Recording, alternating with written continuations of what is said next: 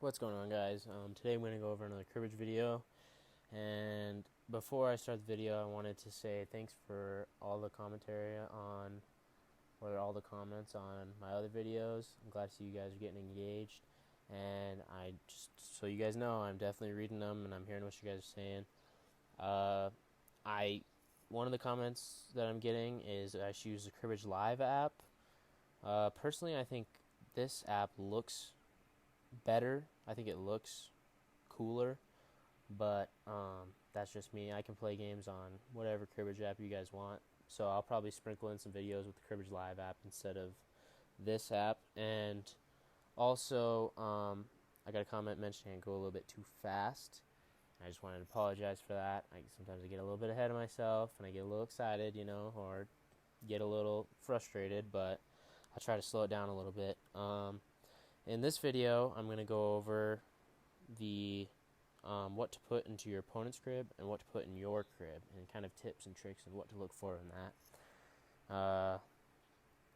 Let's see how I do on this, because I've been playing cribbage with my girlfriend, and I'm surprised I got the crib there, because it seems like I never get the crib whenever I play against her, ever. Here, I'm going to throw 7 king. And the reason for that is because if I cut a 2 or a 5, I'm going to have I call it a double-double. I don't know what the correct terminology is for it, but basically you get 2 double runs. And perfect cut right there. I cannot believe that. That is an amazing cut. I'm going to play a 3 and hope, even if he has a 2, that's fine. That's probably the most safe play. I'm not going to play a 3 just in case if he has a 5. So he played king. And I get, I probably should have played a 3 there, actually. Here we've got 15-2, 15-4, and a double-double, which is 3-4-5. 3-4-5, so that's 6. So you get 4 runs of 3, which is 12 points, plus 2 pairs, which equals 16.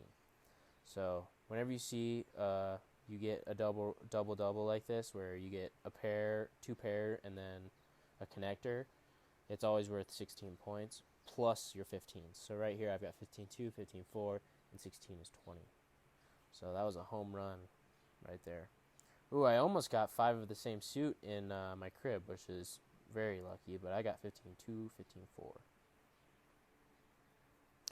And typically, whenever you're thinking about what to throw in your opponent's crib and what to keep, you never want to throw points in your opponent's crib unless you absolutely have to. And situations that where you absolutely have to are when you have a double run. You'll always keep a double run. And if you have another one that I have a hard time not keeping is if I have a run of 4 and they're all in the same suit. So like if I had 6, 7, 8, 9 and they're all in the same suit, because that's 8 points just there, not minus the 50. You'd get 12 if you had 6, 7, 8, 9. But here I'm going to throw Jack Queen, and it's important that you unsuit these. So I'm going to throw my diamond in my queen, diamond in my heart, not both of my hearts, just so that he doesn't get 5 of the same suit in his crib. And, I mean, if it was my crib, I'd throw the jacks, but I'm not going to give him a pair. Here, I'm not going to leave with my jack. I'm going to play probably the safest play I can, which is playing ace. I'm assuming he doesn't have an ace, but I don't want him to get a 15. So I'm playing a jack there. I feel safe, which I'm glad I didn't, because he would have gotten a 15. Probably he's going to get... he's got a weird hand. 6... He's got 6, 7, 3. Hopefully not 2. Yeah, he's got kind of an odd hand. I've got 6. 3 of a kind. Ooh, 8 points in his crib. That's where, typically, when you throw face cards in your opponent's crib, they either get 0 or they get a lot. So, like 8. It all depends on if they throw a 5 or not, or things that add up to 5. Here I'm gonna throw my 7 and 9, and the reason for that is I like those cards in my crib, and I don't have any points at all actually, so I'm not really losing anything. I technically I lost 2 points right there because 4, 4, 7, but that doesn't really matter. I'm okay with playing a face card here. Any of those, we have the same chance of getting paired on. So I'm gonna play another face card and hope he doesn't have an ace. Which he didn't. 8-2 doesn't seem like he would have an ace. I'm not gonna play my 10 here just in case if he has a 9, then he would get a run of 3 or a queen. And I know he doesn't have an ace, so that was pretty safe play. I think that was pretty conservative pegging right there. So here I just got 2. But in my crib, I got 15-2, 15-4, pairs 6. I think that's it. There we go. Alright, we'll try to keep down the amount of points he gets in his crib this time.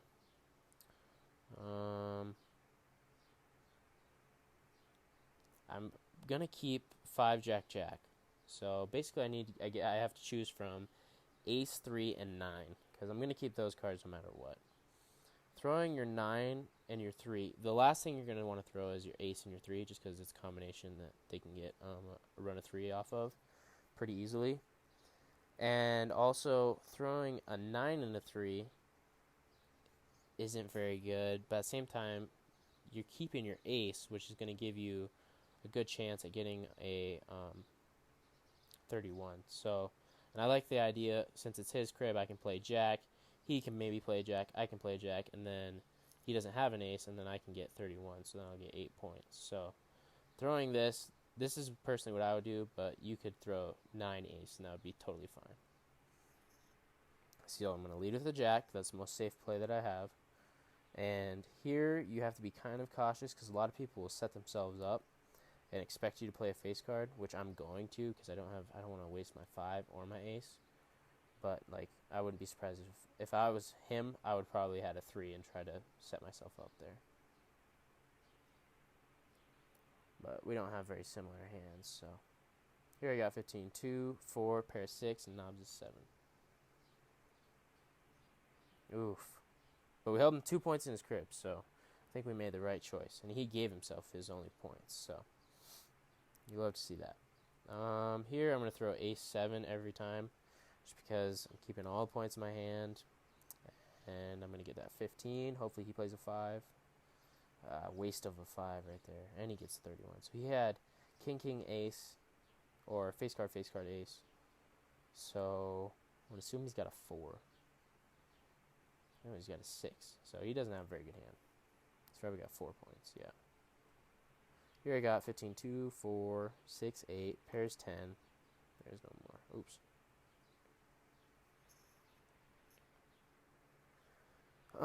Here we got 15-2, pairs 4. A lot of good cards, but not very many points. Alright, so if it was my crib, I'm going to throw my 2 and my 3 always. And this is probably one of the only exceptions to keeping a run is because I don't want to throw him a 2 and a 3 just in case, because that adds up to 5. Plus, if he throws a 2, then, you know, you're in a big old world of hurt. So throwing an 8 and a 9 here is probably the best bet. I don't like throwing 8s and 9s, but I think it's better than throwing something that adds up to 5. And we probably would have got more points. I don't really care. I hate throwing points in my opponent's crib. Okay, so he played a 2. Playing a 5 here seems pretty safe. It seems like my safest play. I'm assuming he doesn't have a 5, which he doesn't. So I got myself out of that situation, because once you get paired off the bat there, it's always kind of a scary thing because you'd never know what to play. So I've got 15-2, 4, 6, 8. Help him the 4 points in his crib, and if we would have thrown a 2 and a 3, he would have gotten 15-2, 4, and run a 3 is 7. So we saved 3 points right there. Alright, so here I don't have 4 of the same suit, so I'm going to keep my run, and I'm going to keep that 5. He's going to lead with a 3, and I typically don't like to play a 10 if they lead with a 3 or a 4, just because it's a good chance that they have a 2 or an ace. and they can get 15. So playing an 8, for example, seems okay. And look at that. If we would have played the 10 there, he would have gotten a 15. But since he didn't pair me or anything, I'm going to play my 10, and just because we landed on 23, I'm going to assume he didn't have an 8. He probably has 2 face cards. Hopefully he doesn't have a 10. Oofda. Thank goodness. Here we got 15, 2, 4, and another 3, 7. In my crib, I got 0. So that kind of stinks, but hate to see that, but we got a decent hand. We did some good pegging, so. Here throwing 2-7 is pretty safe, and I like keeping my 4 and my 5 just to, don't have 4 of the same suit, just to keep my chances of cutting a 6, because that's going to add 5 points to my hand. And here I'm going to lead with a king, just because it's not very likely that he has a king, because we just cut one. There's only 2 more left in the deck. And I'm okay with playing a 4 here and trying to, just in case if he has a 2 or a 5, then I can try and get some pegging done. But he didn't. He had a 3 and a 10, a 3 and a 10, I think. So I'm going to play a 10 because that's pretty safe unless if he has a jack. I should get to go.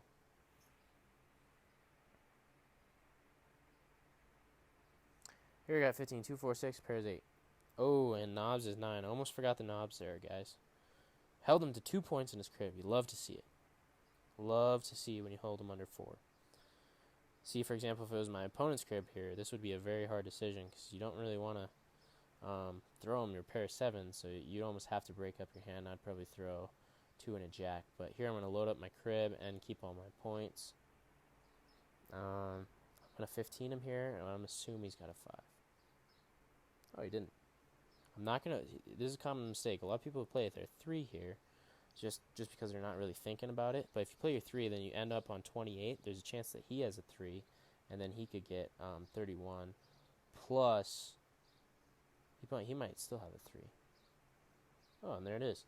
See, if I would have played my 3 there, he would have gotten 31 plus 2 for pairing me. So here I got 15, 2, 4, 6, 8. I've been getting a lot of the same hands. Here I just got 4. But see, if he would have put an 8 there, I would have had 12. It would have been a totally different story. He's already past the skunk line. That stinks. This is really a no-brainer. Really good hand. You're always going to throw. I mean, this is another example of a hand that you're never going to break up. I'm not going to lead with a 5 just in case if he had a face card like he did. And I'm going to get to pair myself, which is nice. And hopefully he lays down another face card. Yep, he doesn't have a 5, so that's pretty safe. We almost pegged out right there. Here we got 15, 2, 4, 6, 8, and 6 is 14. 14 big ones. Hopefully this video helped. I might go over some tips. I'm thinking about doing a couple more videos and maybe going over some tips on how to count faster in cribbage, how to count your cards faster, but that one is probably going to be a really complicated one. I'm probably going to do a couple more tips on, a couple more videos on showing what to throw in your opponent's crib, just so that you guys can get a bigger sample size, see what I'm talking about. But hopefully this helped, and hopefully you guys enjoyed the video. Leave a comment, a like if you want, and thanks for all the support.